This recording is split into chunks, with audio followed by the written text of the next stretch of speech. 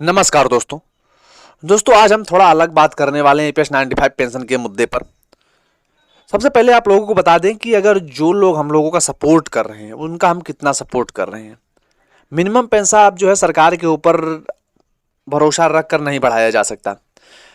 सरकार को बिल्कुल ही उल्टा आईना दिखाने की जरूरत है। दिल्ली जीतने के बाद सरकार और भी गदगद हो गई है कि ईपीएस 95 पेंशनों का मुद्दा उन्हें कहीं दिखाई नहीं दे रहा है। अब तो उनकी बात जो है सरे से नकार भी दी जा रही है। फिलहाल हो सकता है आने वाले टाइम में जब बुजुर्ग एक तरह से आंदोलन करें तो उनको अलग तरीके से दिखाने की कोशिश की जाए। फिलहाल ईपीएस 95 पेंशनर जो हमारे भाई लगे हुए हैं उनके लिए मैं यही बताऊंगा कि आप लोगों को सबसे पहले जो है हमारे जो पक्ष में बोल रहा है, जो विपक्ष का नेता हमारे पक्ष में आवाज उठा रहा है सदन से लेकर, उनको पहले फुल सपोर्ट करिए आप लोग। सबसे पहला नाम जो आप लोगों को मैं बताने जा रहा हूँ, सुप्रिया सूले जी। सुप्रिया सूले जी अगर आप देखोगे तो इन 10 सालों में अगर आप रिकॉर्ड एक बार यूट्यूब पे सर्च करके खोजो तो कितना बार आवाज़ उठा चुकी हैं, आप लोगों को देखकर हैरानी होगी कि उनसे ज़्यादा किसी ने अभी तक जो है कोई ऐसा सांसद नहीं है जिन्होंने आवाज़ उठाया हो। दूसरा नाम आता है एन के प्रेमचंद्रन जी। एन के प्रेमचंद्रन जी जो कि केरल से हैं, उन्होंने भी कई बार इस प्रकार की बात को जो है ईपीएस 95 पेंशन हो चाहे हायर पेंशन का मुद्दा हो दोस्तों, हर बार सरकार से सवाल किया है।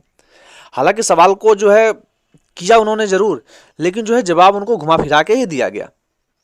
हालांकि नियम होता है, वहां पे भी एक सवाल करने का नियम होता है, सवाल पूछ लिए फिर उसके ऊपर टैक्स किस प्रकार से करना उसका भी टाइमिंग अलग होता है, तो उस पर हम नहीं जाते हैं। दोस्तों इनके प्रेमचंद्रन जी ने भी सवाल उठाया, आप लोगों ने उनको कितना सपोर्ट किया।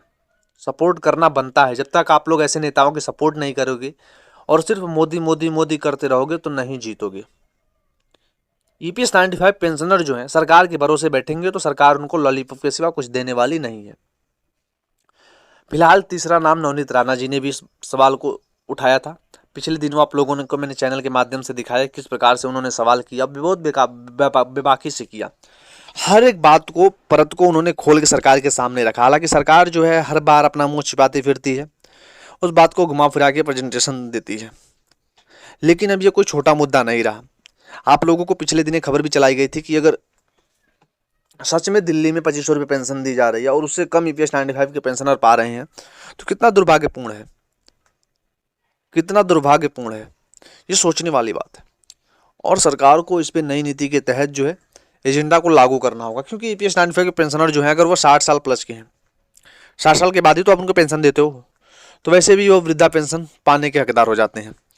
तो आप उसको उसमें ऐड करिए ना, वृद्धा पेंशन को ऐड करिए और जो उनका बैलेंस है वो ऐड करिए, उसमें कुछ योगदान आप भी कर दीजिए। ईपीएफओ से भी कहिए कि अगर ईपीएफओ के पास भी इतना फंड बचा हुआ है कि अगर वो सही चीज योगदान करे तो अभी ईपीएस 95 पेंशनर जो है उनको पैसा दिया जा सकता है।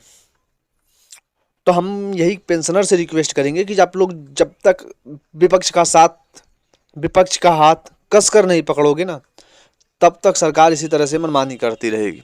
आप लोगों को बातों में उलझा कर रखती है सरकार, आप लोगों को फंसा के रखती है ताकि आप लोग उलझे रहो और ईपीएस 95 पेंशनर जो है उसी प्रकार से तिल मिलाते रहें और अपना काम जो है वो गवर्नमेंट करा लेती है।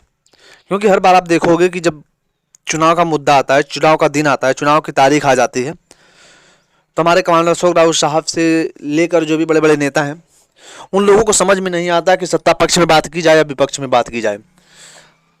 अगर वो विपक्ष के साथ हो जाते हैं तो उनके सामने दो चुनौतियां खड़ी हो जाती हैं कि अगर खड़े हो गए तो गवर्नमेंट उनसे नाराज हो जाएगी और उनका पैसा नहीं बढ़ेगा, और उनको लगता है कि अगर हम उनके पक्ष में खड़े हो गए तो गवर्नमेंट हमारी बातों को लाइटली ले सकती है और हमारे ऊपर थोड़ा रहम दिखा सकती है। लेकिन ये रहम दिखाने वाले टाइम नहीं है।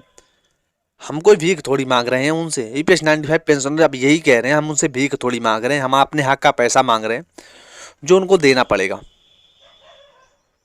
अरे सर आप उनसे वार्तालाप तो करिए।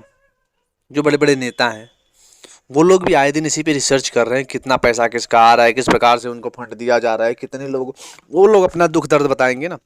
एक बार बैठ के सबको बुलाकर बात की जा सकती है।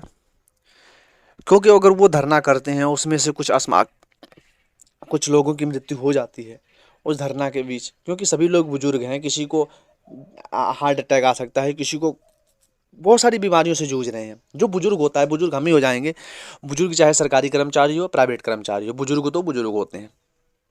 तो उन लोगों को मेडिकल हेल्थ में किस प्रकार की सुविधाएं दी जा रही हैं, उनको कम से कम उनके जीवन साथी को तो उनके और उनके जीवन साथी को तो आप सही से जो है देखभाल करने का सौजन्य रखिए। और 1,000 में वो किस प्रकार से गुजारा करेंगे,